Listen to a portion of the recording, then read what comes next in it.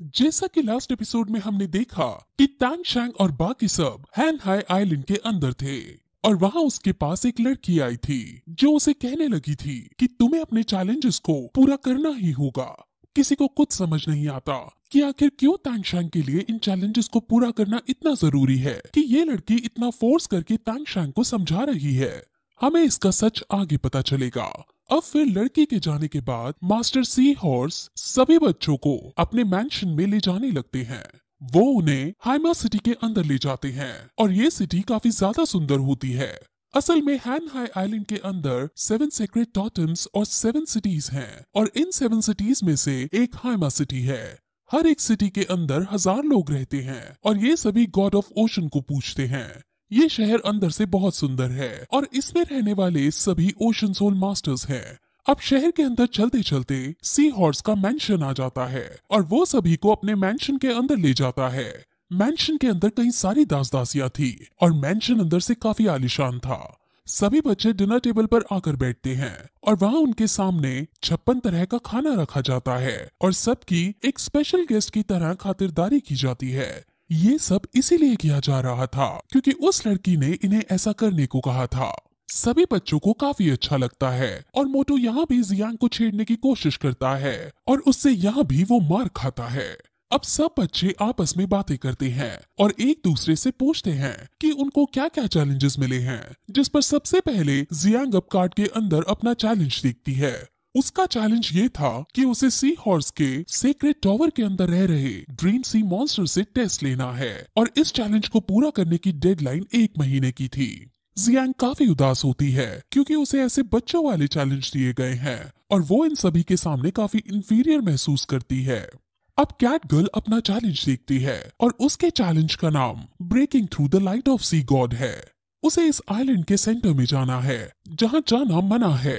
उसे उसके 108 सीढ़ी पार करनी है। उसे इस चैलेंज की टाइम लिमिट 1 साल मिलती है।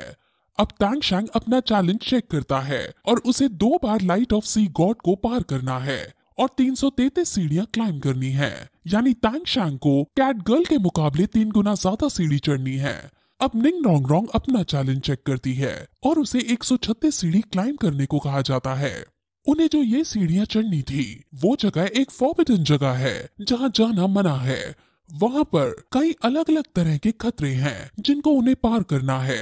जब जब वो एक स्टेयर को क्लाइम करेंगे तब तब उनके ऊपर ग्रेविटी प्रेशर बढ़ता जाएगा और अब वो ऐसे और भी बातें करते हैं और वो कल सुबह अब प्रैक्टिस करने का डिसाइड करते हैं। ये सब बातें कर ही रहे होते हैं और वहीं जियांग इनको देखकर दुखी हो रही होती है।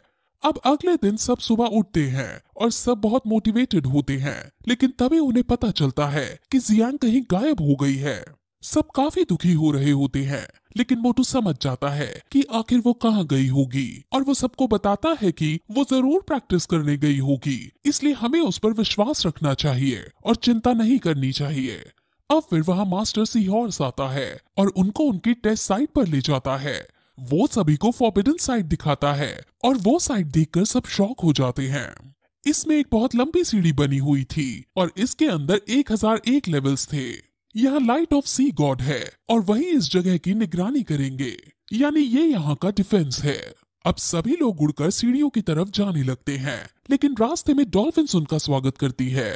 वहां पहुंचने पर उन्हें अपने आगे एक लंबी सीढ़ी दिखती है और सब एक दूसरे को हिम्मत बांधते हुए अब आगे बढ़ते हैं। लेकिन जैसे ही वो लोग आगे जाते हैं वहां एक इनविजिबल बाउंसिंग वॉल उन्हें दूर फेंक देती है।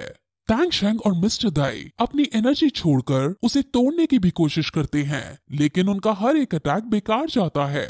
उन्हें पता चल जाता है कि लाइट ऑफ सी गॉड की प्रोटेक्शन अभी से चालू हो गई है। उन्हें हर स्टेयर पर एक प्रेशर नजर आ रहा था, लेकिन उस प्रेशर को पार करने से पहले उन्हें इस बाउंसिंग वॉल को पार करना था। वो लोग जब भी इसको पार करने की कोशिश करते, ये वॉल उन्हें तुरंत पीछे धकेल देती। अब सब परेशान होने लगते हैं क्योंकि किसी को समझ नहीं आ रहा था। उन्हें बहुत दुख हो रहा था क्योंकि उनसे अपने चैलेंजेस का पहला पड़ाव भी पार नहीं हो रहा था। अब फिर हम जियांग को देखते हैं जिसके आगे मास्टर सी हॉर्स खड़े थे और वो उसको उसके चैलेंज के लिए रेडी कर रहे थे।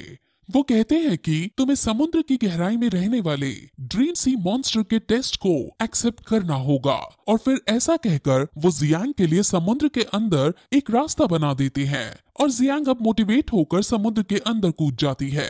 वहीं दूसरी तरफ अब सारे बच्चे ये डिसाइड करते हैं कि वो लोग बाउंसिंग बॉल को धीरे धीरे स्मूथली पार करेंगे। अब टैंग शैंग और मिस्टर दाई आगे जाकर बड़े आराम से अपने पैर जमाते हैं और आगे बढ़ते हैं। उन्हें काफी ज्यादा इंटेंस प्रेशर का सामना करना पड़ रहा था, लेकिन अच्छी बात यह थी कि वो बाउंसिंग बॉल के आर पार जा पा रहे थे। टैंग शैंग अब आगे बढ़ता है और वो सीढ़ियां चढ़ने लगता है, लेकिन हर सीढ़ी के बाद उसके पास आने वाला प्रेशर बढ़ता ही जाता है। ऐसा लगता है मानो उसे बेड़ियों से पकड़ रखा हो और वो उसके साथ साथ आगे बढ़ रहा हो। अब फिर मिस्टर दाई भी उसका साथ देने को उसके पास आ जाते हैं और अब वो दोनों साथ आगे बढ़ते हैं। मिस्टर दाई अपनी फिफ्थ स्पिरिट रिंग का यूज करके अपनी मार्शल सोल को बाहर निकालते हैं और आगे बढ़ते हैं, लेकिन अब भी उसे दिक्कत हो रही थी। वो टैंग शैंग से पूछता है कि तुम आखिर बिना मार्शल सोल के आगे कैसे बढ़ रहे हो, जिस पर टैंग शैंग बताता है कि उसके पास 3-3 सोल बोन हैं, जिस वजह से वो बिना मार्शल सोल की मदद से आगे बढ़ पा रहा है। अब वो दोनों आगे बढ़ ही रहे होते हैं कि तभी एक ऐसा इंटेंस प्रेशर उनकी तरफ आता है कि वो प्रेशर मिस्टर दाई को इतना जोर से धक्का मारता है कि वो सीढ़ियों से लुढ़क कर पानी में गिर जाते हैं।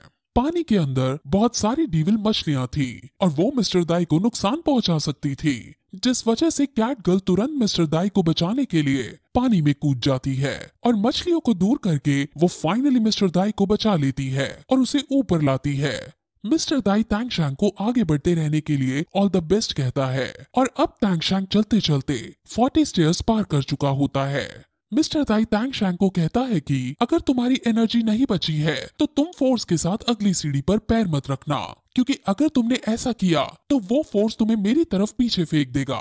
अब टैंग शैंग उसकी बात को शायद सुन नहीं पाता, जिस वजह से थक जाने के बाद वो अपना कदम आगे रखता है और उसे इंटेंस प्रेशर का सामना करना पड़ता है। वो पीछे गिरने ही वाला होता है कि तभी वो अपनी स्पाइडर लेग्स खोल लेता है, जो उसे स्टेबल कर देती हैं और वो नीचे गिरने से बच जाता है। अब वो आगे बढ़ता है और अब उसकी ब्लू सिल्वर डोमेन भी चारों तरफ फैलने लगती है, जिस वजह से अब टैंग शैंग की स्पीड बढ़ जाती है। उसकी सोल पार बहुत ज्यादा खर्च हो रही थी, लेकिन क्योंकि वो ब्लू सिल्वर एम्परर था इसलिए उसके पास हीलिंग की पावर थी, लेकिन उसकी ये हीलिंग पावर इतनी रेट से हील नहीं कर पा रही थी जितनी रेट से उसकी सोल पार कम हो रही थी।